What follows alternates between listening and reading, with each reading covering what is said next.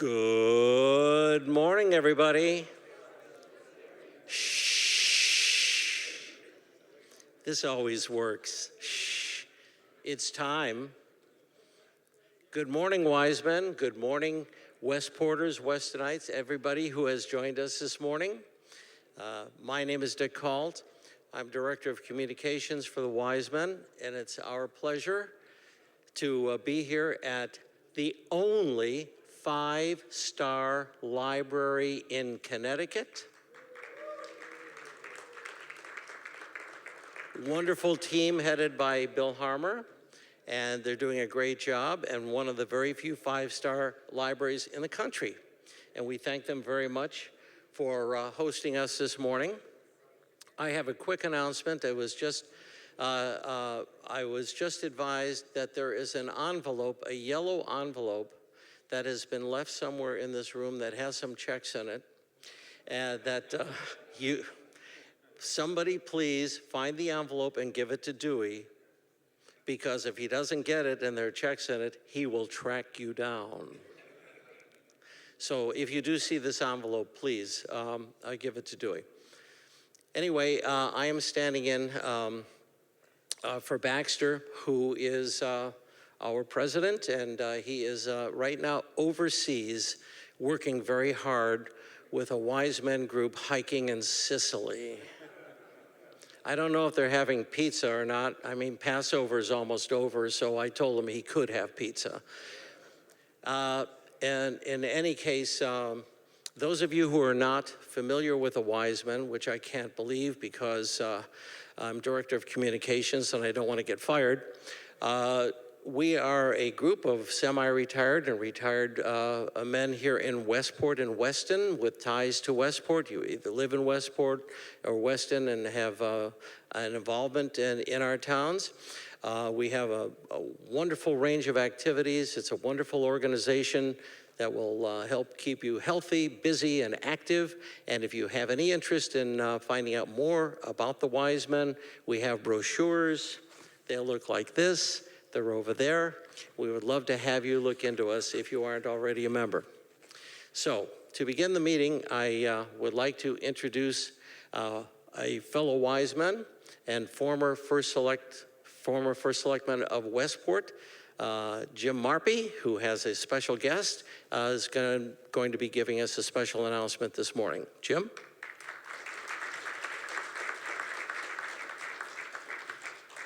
Thank you, Dick, and thank you for being our 5-star Master of Ceremonies today. Last summer, some of us had the opportunity to visit the private Autostrada car club next to the Central Fire Station in the old Steinway piano store. It was a great experience. It was a great setting and some really incredible cars.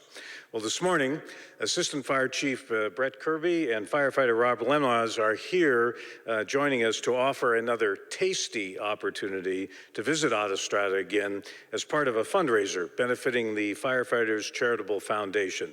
So please welcome Chief Kirby and Firefighter Lemaz. Come on up, guys.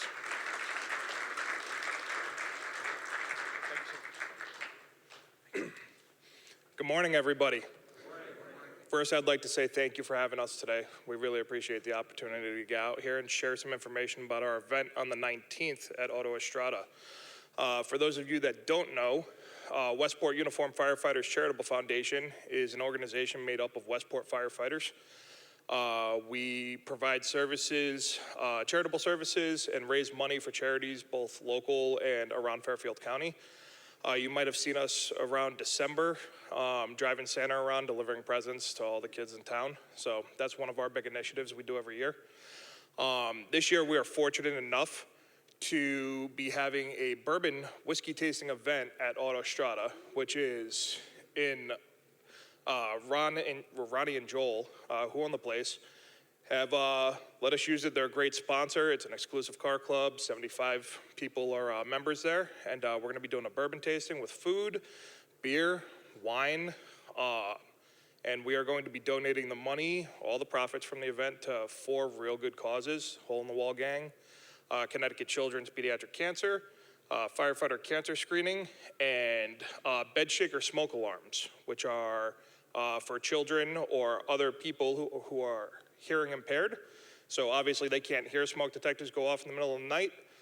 So it actually attaches to their bed and shakes their bed for them, so it'll actually get them up and get them out of the house, which is very beneficial to us as a fire department.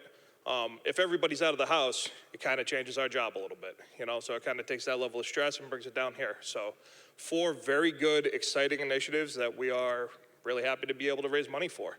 And we would love it if any of you could attend. We have flyers and information over there. With me is Chief Brett Kirby and the Chief's Administrative Assistant, Jen.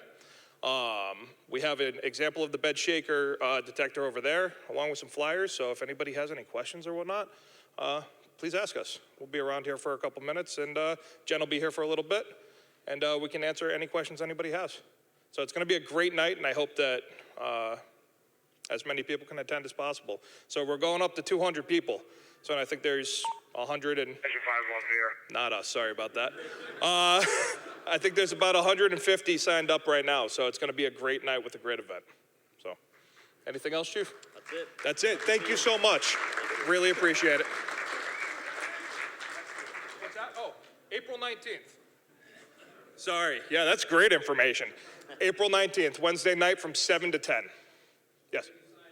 On Eventbrite. So we do have flyers over there with all the information on it. There's a website, Eventbrite. You just look up bourbon tasting in Westport, and it should come straight up on there. All right? Yeah, we'll send it out to everybody, too. We have an electronic copy, so we'll get it sent out to all the wise men. All right? Thank you so much.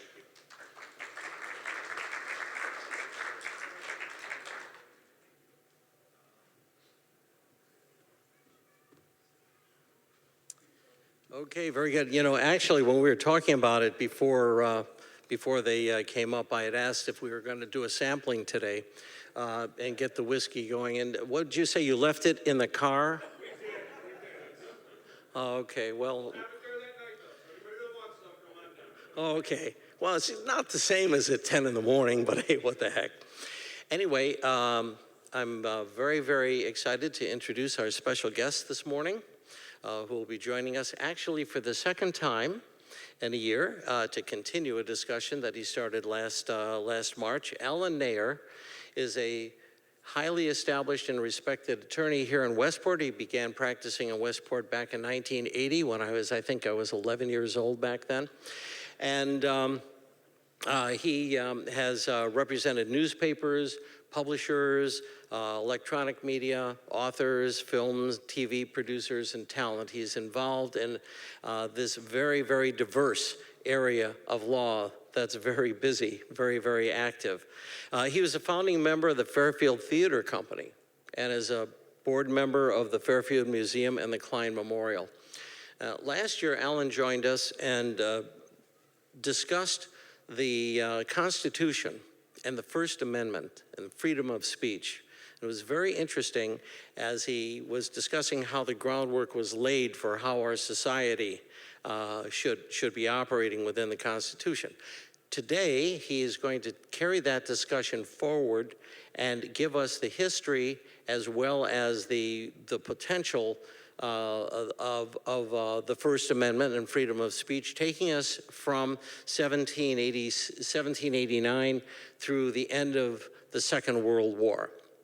So it is with great pleasure that I introduce to you our guest speaker today, Attorney Alan Neigher.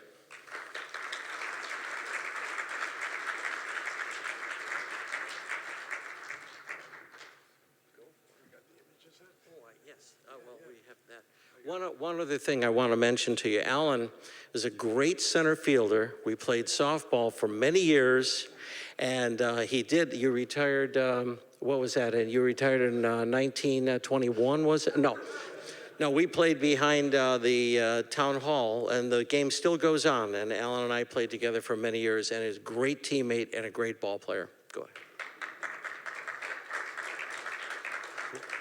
None of that is true, but I want to thank Dick and Susan Heller for helping me with the images that I'm going to try to get up on the screen. If I'm talking about Woodrow Wilson and you see Molten Burl, that's on me. When we last met, the Constitution had been agreed upon in Philadelphia. The people who attended the convention realized that there was widespread concern over the size of the new federal government. It had been, under the Articles of Confederation, there had been, in effect, no government, no postal service, no military, currencies for each of the colonies and then the new states. So they passed a pretty comprehensive three-legged set of rules for us to follow. But they realized that they weren't going to be able to get 3/4 of the states. They needed 11 states to ratify. So the concept of the Bill of Rights was then ingrained, and there it is.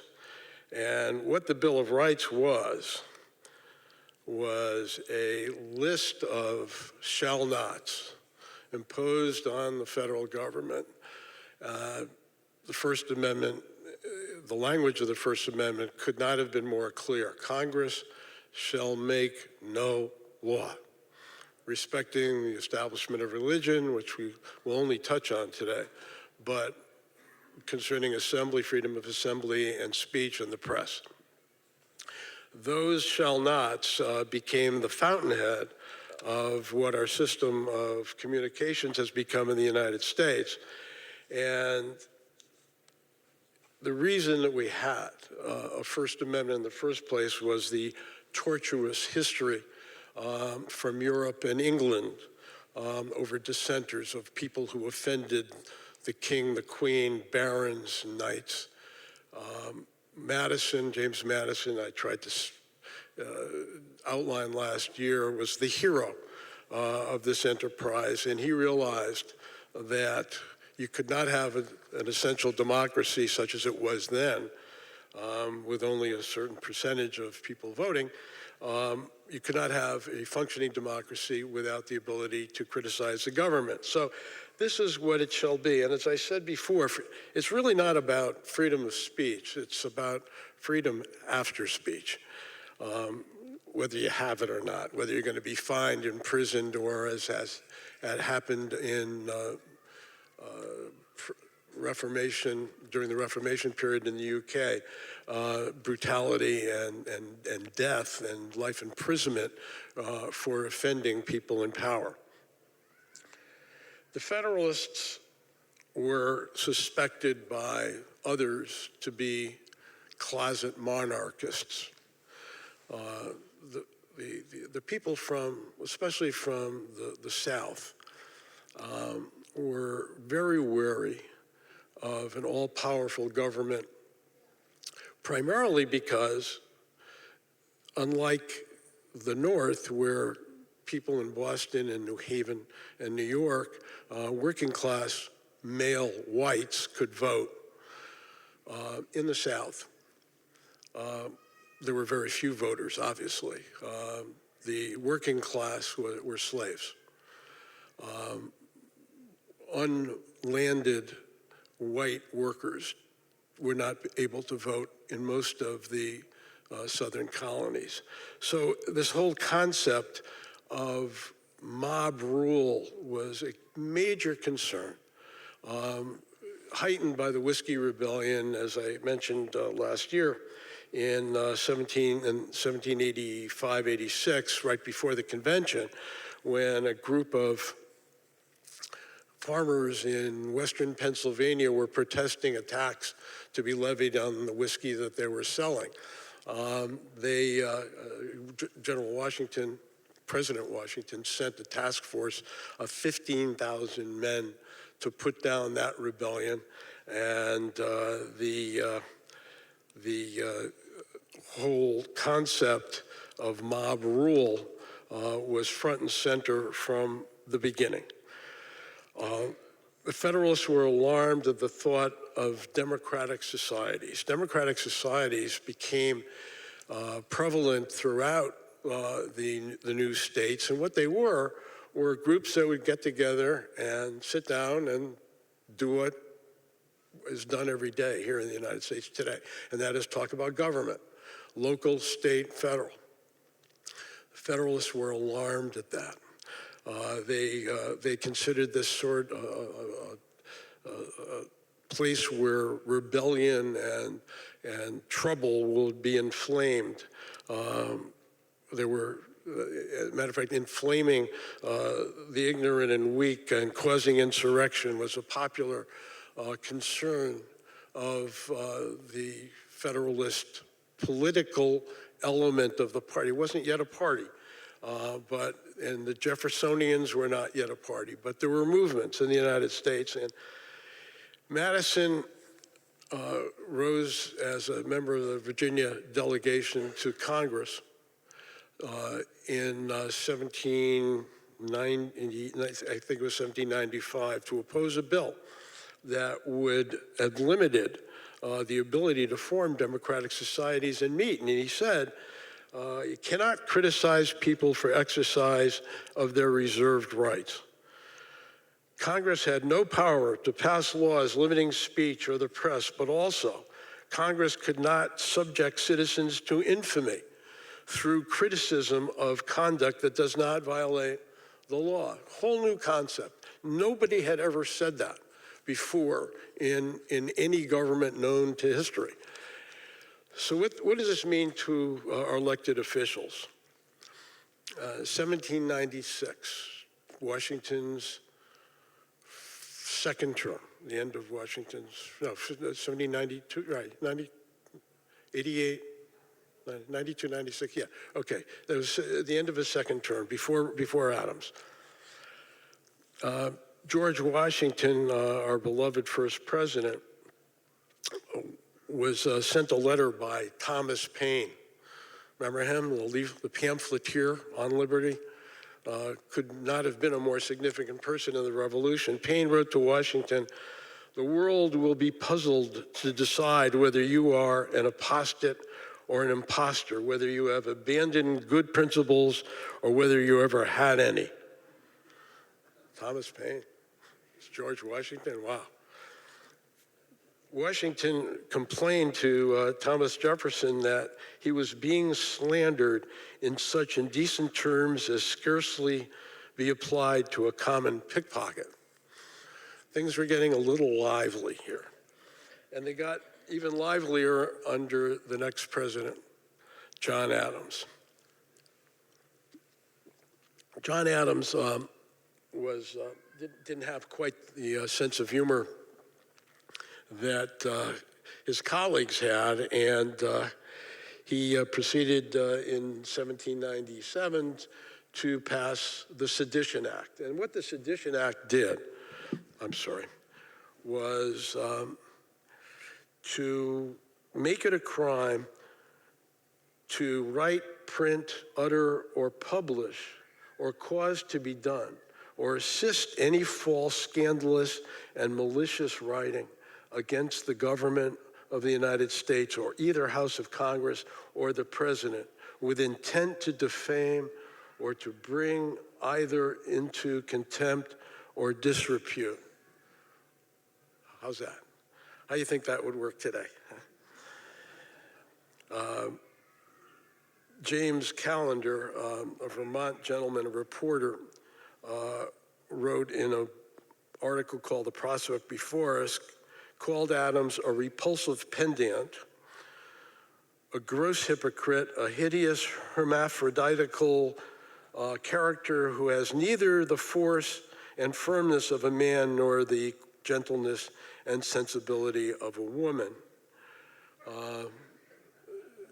He went to prison, as did 12 other reporters under the Sedition Act.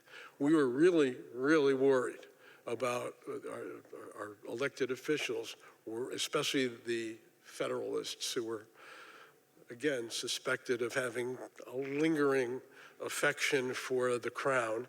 The Federalists were getting really precious about what was said. So in 1801, Jefferson, who beat Adams for a second term, the Sedition Act expired, and the right to engage in free and untroubled discussion over public affairs was part of the American tradition for a great period of time. We went through over a century of mind-boggling changes. The westward expansion, the Mexican War, the Civil War. I'll get to that in a second, because I know Ken Bernard has shown me what certain things that Lincoln did, but that was during wartime. The Industrial Revolution and enormous changes in the United States. But during that 100-year plus period, not one First Amendment case reached the United States Supreme Court. Yes, we know about Lincoln, who suspended the writ of habeas corpus and got permission and claimed and did arrest people for undisclosed reasons, but that was an exception. Really, but none of those cases reached the Supreme Court. The Sedition Act expired on its own. So our system of freedom of expression was doing just fine. What could go wrong? Plenty.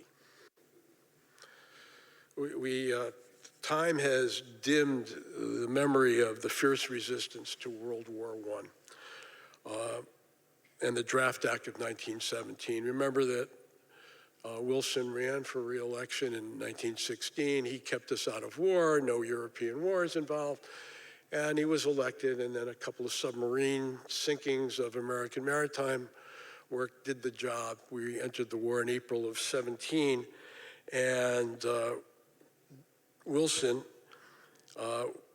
under the Sedition Act and the Draft Act, had absolutely no tolerance for any kind of dissent. And religious groups, socialists, German Americans, Irish Americans, they wanted no part of the First World War. The declaration of war by Wilson was not popular, and newspaper headlines had told Americans that 500,000 people, 500,000 soldiers had suffered casualties in the First Battle of the Marne. 600,000 British and French soldiers were killed or wounded in the Battle of Verdun. The Battle of Ypres cost the British 250,000 lives. Only 2 justices on the Supreme Court. Oh yeah, I'm sorry. Yeah. Yes. Oh yes, I forgot to use this. There we go. Yeah, I talked about Williams and Adams, okay. All right, here's Woodrow Wilson. 2 justices on the Supreme Court had known war. Holmes and Chief Justice Earl White were on opposite sides of the Civil War. Wilson's advisors, as I said, considered opposition to the war seditious and even treasonous. One advisor warned that there are men walking around streets tonight who are to be taken out at sunrise tomorrow and shot. Wilson's administration initiated a program for Americans to spy on their neighbors and fellow workers. In 1917, the Justice Department, our Justice Department, sponsored the American Protective League, with membership in 600 cities and towns of almost 100,000 patriotic citizens. And these loyal Americans went through the mail of suspected disloyals, infiltrated private meetings, and recorded speeches at public gatherings. They viewed any criticism of the war or the draft as criminal offenses. One popular magazine, Literary Digest, urged readers to scan other periodicals and report any writings or utterances which seemed to them seditious or treasonable. The 1917 Espionage Act imposed up to 20 years in prison, and anyone who willfully causes or attempts to cause insubordination, disloyalty, mutiny, or refusal of duty in the military or naval forces of the United States. The Justice Department lawyers brought over 2,000 prosecutions under the Espionage Act and sent more than 900 people to prison. A gentleman named Robert Goldstein produced a movie, and a film about the American Revolution and his depiction of British atrocities against the colonists. He was prosecuted under the Espionage Act because the film tended to question the good faith of our ally, Great Britain. And Goldstein got 10 years for that. I mean, absolutely astounding. Okay. The two of our greatest justices, Oliver Wendell Holmes and Louis Brandeis, came from different sides of the street. Holmes, a Brahmin aristocrat. Brandeis, the son of immigrants, regarded as the people's lawyer. He probably would have been the Ralph Nader type person, but he had a lot of trouble getting confirmed in 1916 business interests, and President Taft did not want Louis Brandeis on the court. But together they brought a level of discourse and an intelligence to the court that hadn't yet been seen before.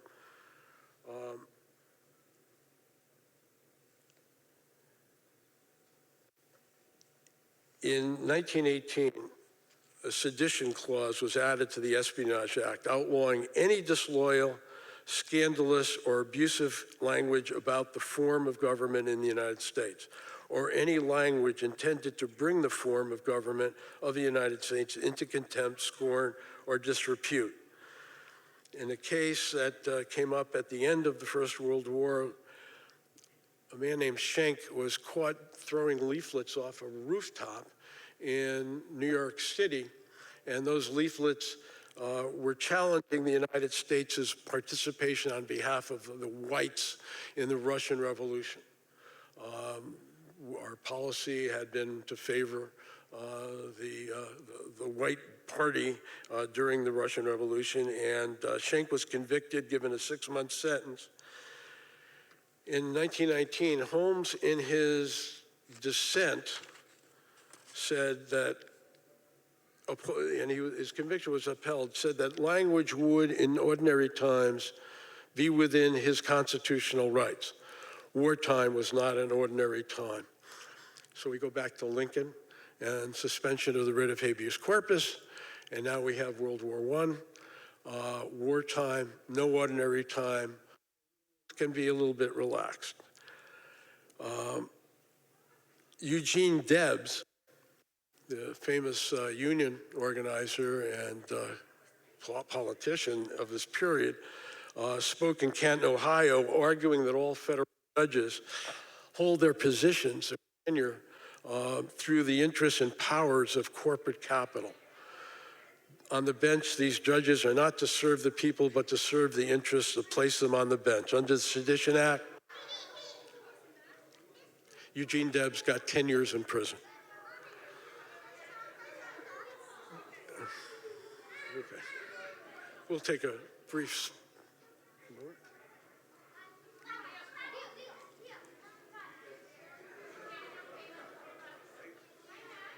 May we invite them in?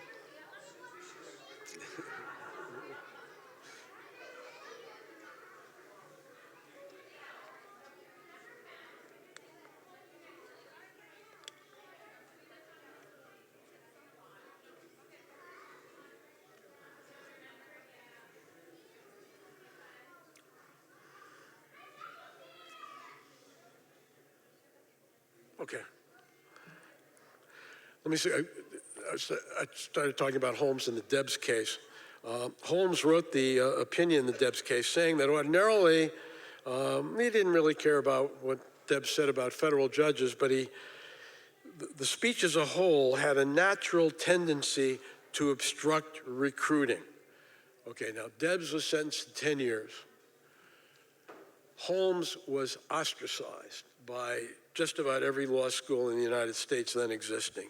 He was revered as an almost legendary jurist, but law school deans and professionals and intellectuals just excoriated him for that decision. It made a difference, too.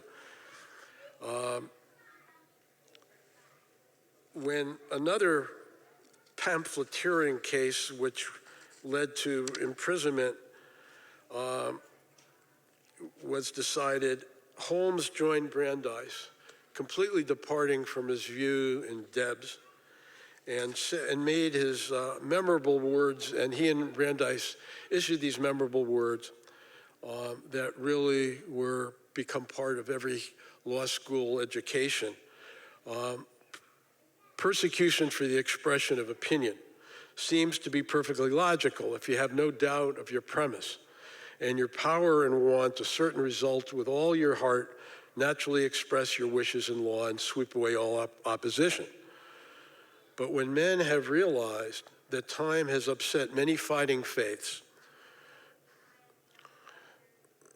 they may come to believe that the best test of truth is the power of the thought to get itself accepted in the competition of the market, and that truth is the only ground upon which their wishes safely can be carried out.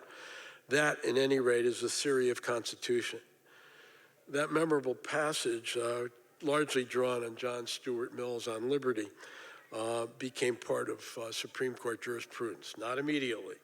It took Holmes and Brandeis a while to get the court majority to accept the fact that mere dissent, even in a context that is wartime or fraught with danger, is not in and itself a prosecutable offense. Now, in the armistice of 1918, the wartime did not end the turmoil. The United States Socialists formed the Communist Labor Party in 1919, a wave of labor unrest, falling wages, and rising unemployment led to terrorist bombing and led to, let's see, that's Justice Frankfurter. I'll get to him in a while. Let's see, where are we? Yeah, there's Attorney General Mitchell Palmer. And following that, remember these guys, Sacco and Vanzetti? Early 20s, Sacco and Vanzetti were Italian immigrants who were accused of pulling a holdup in southern Massachusetts.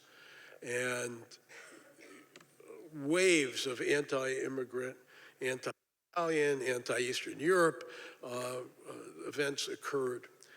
Palmer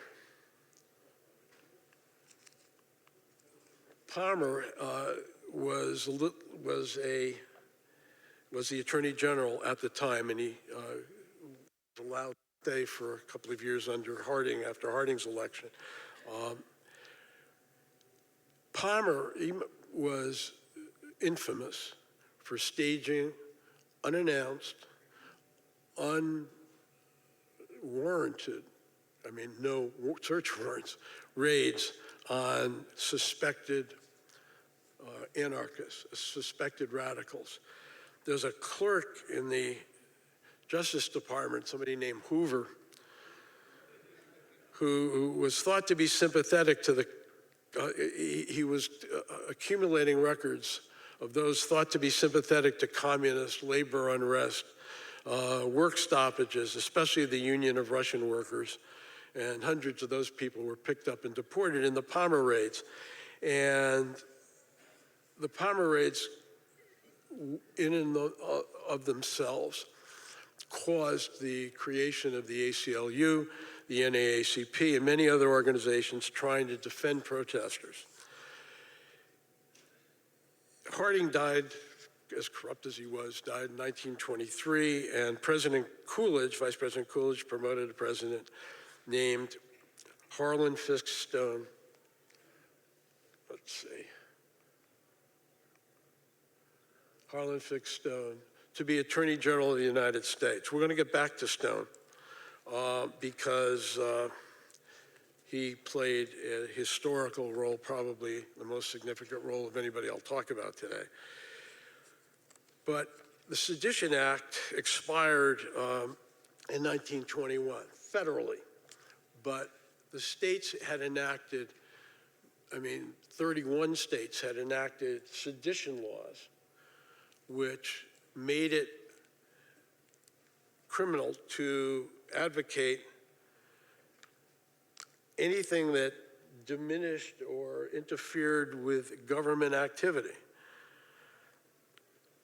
The fears were based on workers of the world, the Wobblies, who advocated that all governmental elections should be limited to the workplace. These statutes enacted criminal anarchy provisions, which said that the state had the power, under its police power, a new concept, police power. The states had the power to arrest and convict and hold in prison people who interfered with any aspect of government. A woman named Charlotte Whitney in 1919 just joined the Communist Labor Party in 19, was caught in a meeting and was convicted of criminal syndicalism. That was another name for the state statutes, and was sentenced to 1 to 14 years. In 1925, the Supreme Court held 7-2 with Brandeis and Holmes dissenting, upheld the conviction under the New York criminal anarchy statute, saying that irrespective of the First Amendment, New York had the police power, and the New York legislature had determined that the danger of substantial evil arising from utterances of a specific character. Holmes recalled the clear and present danger test and said that the circumstances of each case has to be individually examined. This was publication of a manifesto. That's what this man, Gitlow, did. He published a manifesto and nothing more, and got 10 years. So we now have two conflicting aspects of the law. We have the First Amendment, which the Supreme Court was tending to lean on more as protection of anti-governmental speech against the police power of the states. This was a new concept, and it caused the kind of arrests and prosecutions that make you today shake your head. A gentleman named Herndon in the 30s, Georgia law forbade attempting to induce others to join in any combined resistance to the lawful authority of the state. Maximum penalty? Death. Georgia. Herndon held 3 meetings for discussion of relief for the unemployed, was convicted under the statute and sentenced to 18 years. In 1938 came a case reversing a conviction under the Oregon Criminal Syndicalism Act, identical to California's law, which held at long last that the Supreme Court, reversing the decision, the conviction, held that peacefully assembling for lawful discussions cannot be a crime. Major breakthrough.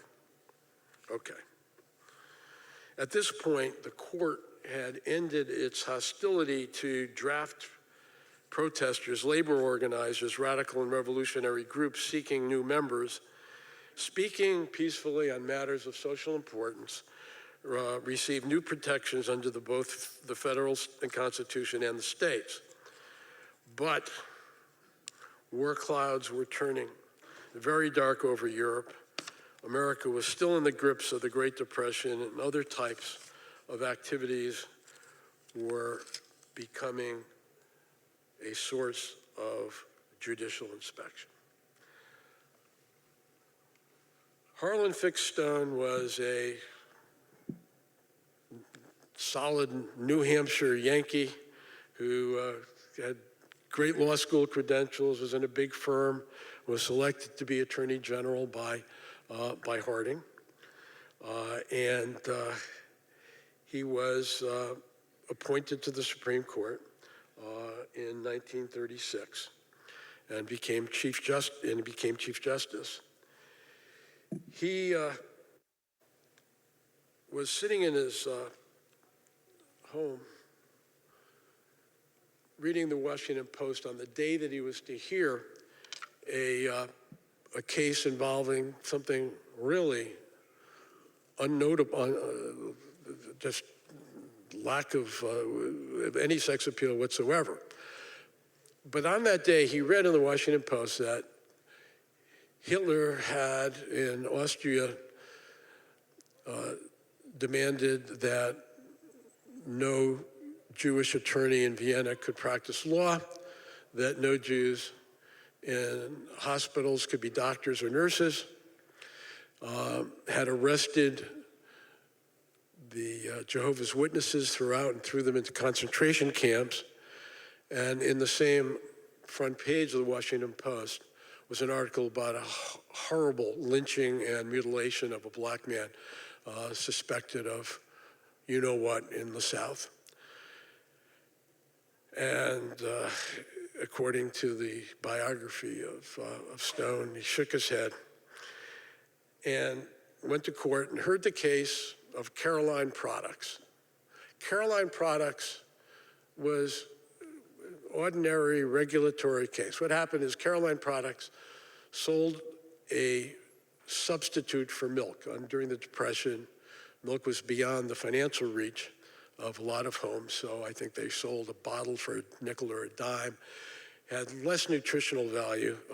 The FDA and the Agricultural Department wanted it banned, and the case went to decision. And Stone decided he was going to write that decision. And he did.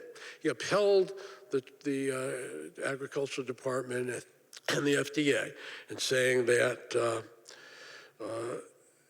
where the government has a regulatory power over economic matters, any statute or regulation is presumed valid if it has a valid reason. However, in a footnote that is probably only known to legal scholars, but should be on everybody's lips, he wrote, Justice Stone wrote in that decision, footnote 4, and I'll summarize it here. Remember that to this point, 1938, actions by the federal government in legal and regulatory matters were governed by the rational basis. Is there a reason, wink, hello, that the regulation of the statute is fair?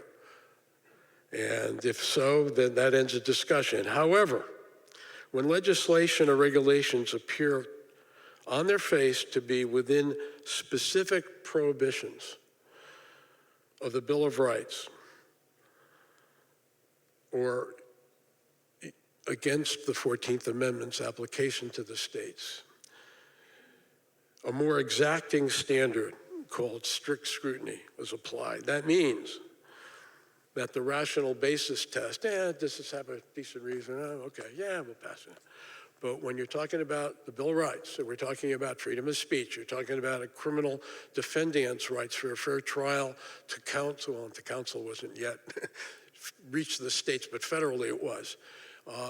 Fair trial, the neutral jury, freedom from cruel and unusual punishment, those kinds of prohibitions, the shall nots under the First Amendment, we're going to take a very close look at those statutes. And why? Because he knew that wartime was approaching. And what happened during wartime when he was a young lawyer during World War I was that every group out of favor, the Quakers, Mennonites, draft protesters, Eastern Europeans, they are the subject of some brutal treatment by the government.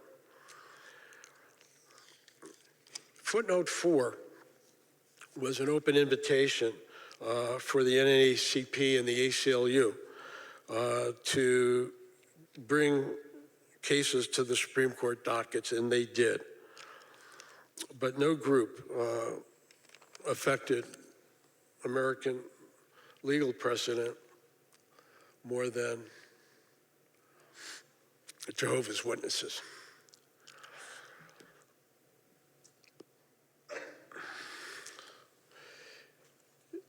Jehovah's Witnesses, you don't hear as much about today as I did a few years ago. I don't know why, but in 1938, they were known to be a fire and brimstone, anti-Catholic, anti-papal group that said that its members were the ones who will be saved at the apocalypse, the Seventh-day Adventist.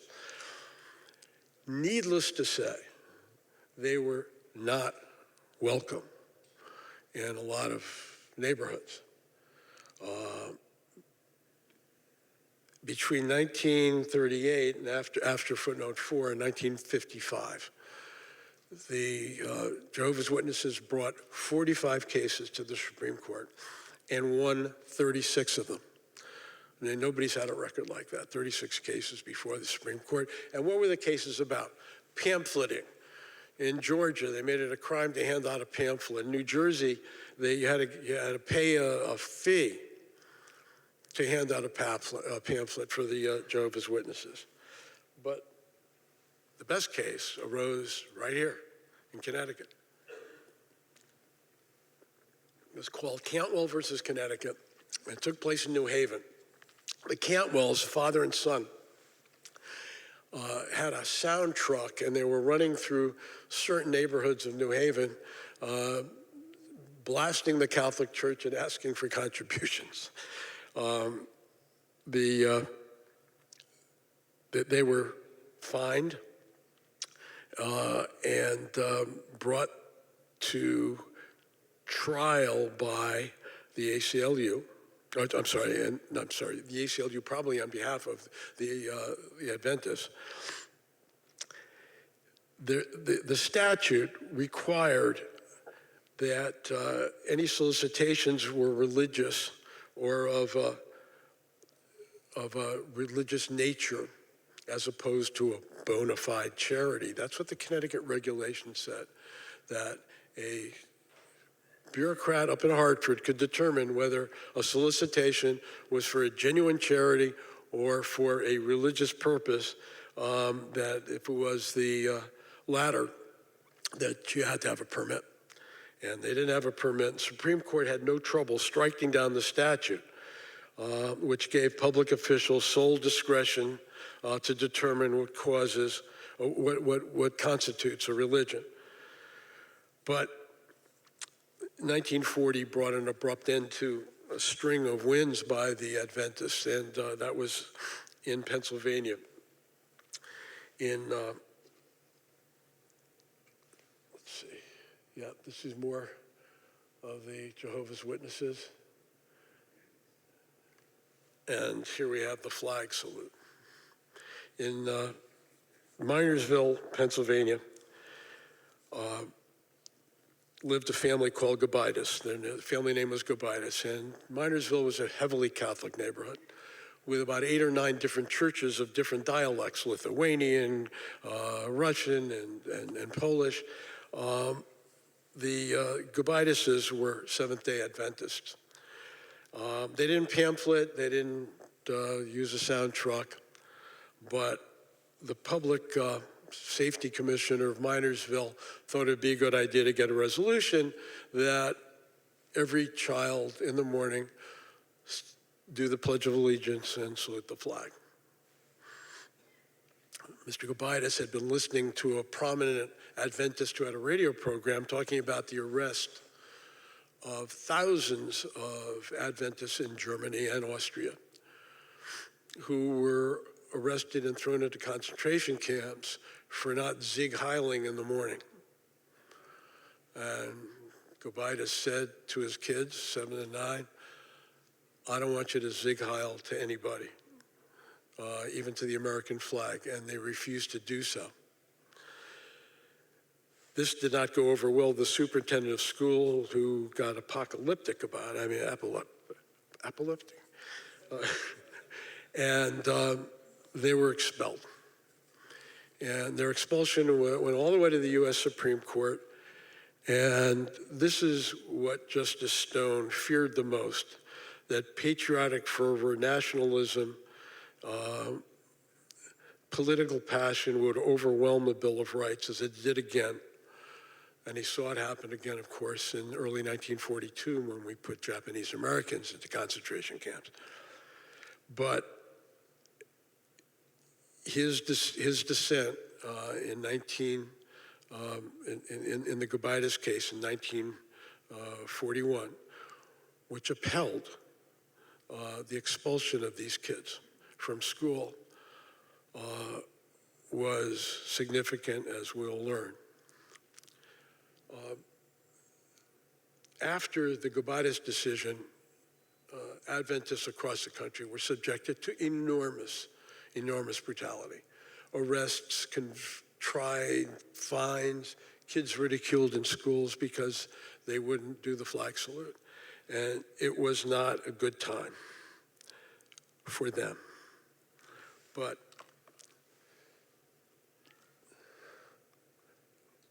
where are we? Oh, wait a minute. Yep, that's another flag salute. Flag salute. What do we got? I'm going to try to find Justice Jackson. Is that Justice Jackson? Yeah, I think it is. Oh, yeah. Yeah, that's Jackson. No, that's who I want. Robert Jackson, former Attorney General, appointed to the Supreme Court, and famous, of course, made in the famous judgment at Nuremberg, played by Spencer Tracy under another name. He became the chief prosecutor for the United States at Nuremberg in 1946-47. He went to the Supreme Court, and he and Stone and several others appointed by Roosevelt during the war got a chance to revisit Gobaitis. And in 1942, two students, in the case of Barnett in West Virginia, were tossed out of school, suspended, and their case went up. And this time we had a new court. This was a total reversal of Gobaitis over a 3-year period. Supreme Court held that you cannot be penalized for protesting peacefully or not complying with a symbolic act. Now, Justice Frankfurter, who I think I had buzzed by before, see if I can get him again. I think he's with his wife. Yeah. That's Frankfurter. Was a little grumpy. He had replaced Brandeis upon Brandeis's death, I think, in 1939. And he was more of a fan of if the government does it, it's got to be right. Let's stay with the rational relations test. And he was absolutely bitter. First Amendment matters, he wrote, are no different than commercial ones. Courts should have a duty of deference to those making the laws. Perception of validity of all laws should apply across the board and only be held to a rational basis standard. Thus, in Barnett, Justice Stone's footnote 4 really became the critical factor in First Amendment law. The Barnett decision was released on June 14th, 1943, Flag Day. All right, so I think before I go into any more cases involving the Warren Court, which was from 1953 to 69, and I'll just touch over the most important ones. Brown versus the Topeka Board of Education, you know about that's making segregated schools. I mean, probably the most significant decision of my lifetime of the Supreme Court. But There were also cases of symbolic speech. In U.S. versus O'Brien, O'Brien burnt his draft card. Convicted, conviction upheld. Why? Because the draft card involves a legitimate government function, and you can't mess with that, even mildly.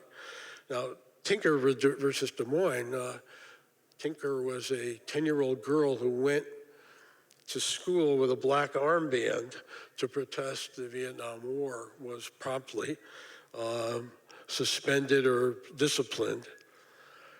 Justice Fortas, in that case, argued that symbolic speech may cause an argument, but that risk must be taken. Schools may not be enclaves of totalitarianism. In Tinker, the use of an armband did not disturb any colorable government function. And finally, in Brandenburg versus Ohio, 1969, the court held that membership for a KKK member for speaking at a rally was not prosecutable. Government is barred from punishing speech unless it was directed to, inciting, or producing imminent lawless action. Remember those words. They're going to be big over the next few months, and everybody here knows why. Remember that. Was directed to inciting or producing imminent lawless action. So that's the basic story of the speech clause of our First Amendment through 1969. But as the very recent past teaches us, there are really ominous threats to freedom of speech, especially in the computer, internet, technology world. The mass distortions of truth brought to us by extremists and through bots and other means to discredit or destroy the reputation of disfavored speakers like Dr. Fauci, for example. And Governor Whitman and Whitner in Michigan. That's unsettling note, and maybe at a future session you'll invite me to talk a little about what's happened since the Warren Court in 1969. So, questions? I've talked enough. Hello, folks. If you have any questions for Alan, please come to this microphone here so that people watching from home can actually hear you. And we have time for a few questions.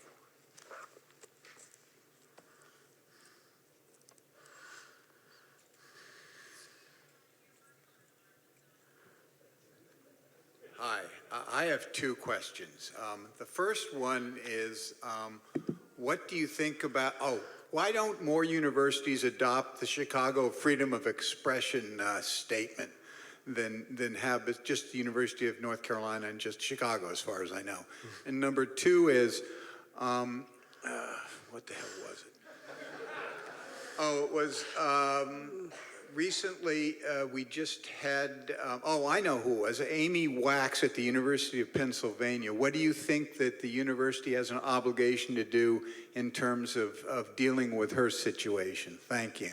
Okay, just refresh me on Amy Wax. I've heard her name before. Wax but what was is this wacko professor at the University of Pennsylvania who talks all about blacks in very derogatory and less than flattering terms. Right. A similar situation arose here at Fairfield University on another ethnically inclined professor. But as to your first question about the freedom of speech policies at Penn in North Carolina, I don't know why colleges don't do that. I can't fathom a reason why speakers at universities of any type ought to be subject to the heckler's veto. We don't like you, so you can't speak here. It's just not American, and I'm saying that because someone of my ethnicity can easily be offended by certain types of talk, and I'm sure African Americans feel the same way.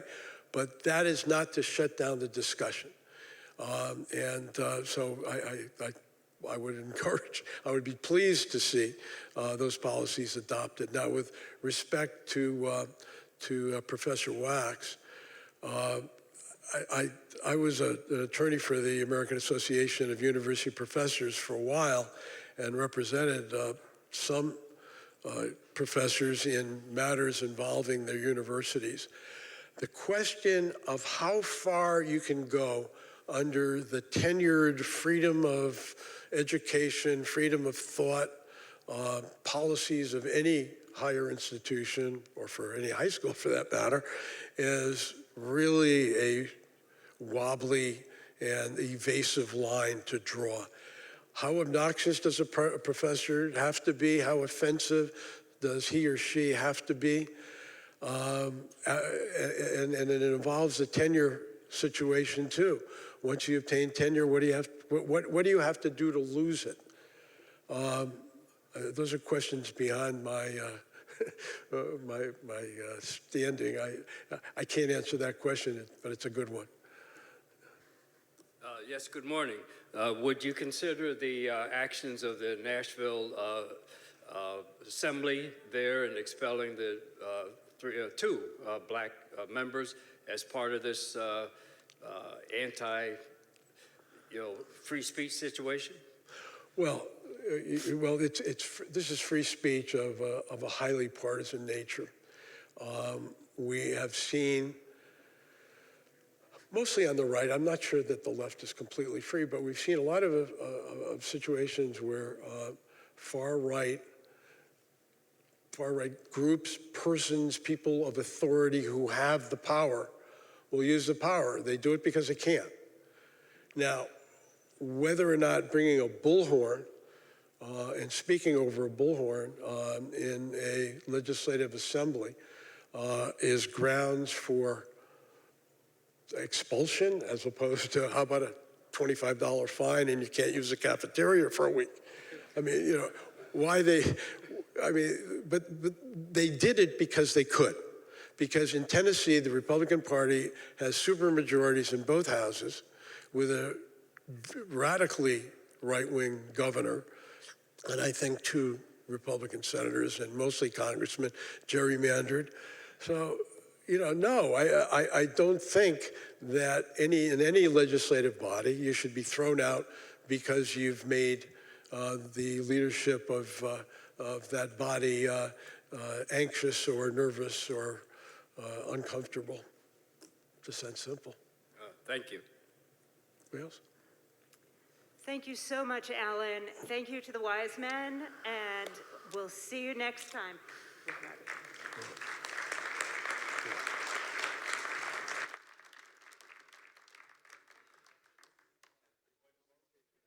Alan, this was a great meeting. Thank you all for coming, and we look forward to seeing Alan again soon.